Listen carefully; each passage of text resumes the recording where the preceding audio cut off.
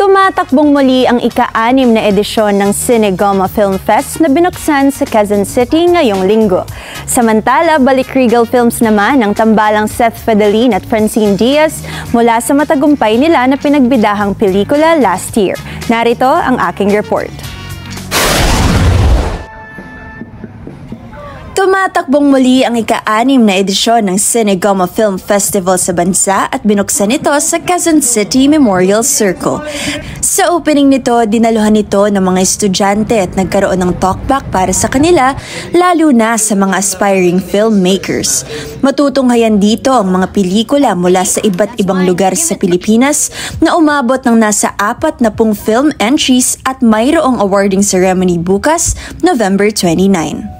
Yung mga aspiring filmmakers kasi gusto namin mabigyan ng boses yung mga maliliit po na filmmakers na bibigyan namin sila ng platform, bibigyan namin sila ng opportunity para yung mga kwento na akala nila hindi nila maikikwento sa karamihan, maikikwento po nila.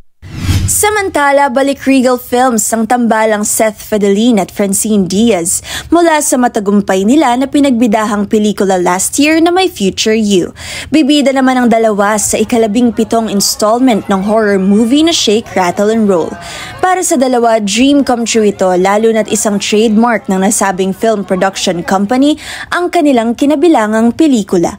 Nasa episode 2 sila na may titulong 2025 kasama sina Fiang Smith at JM Ibarra.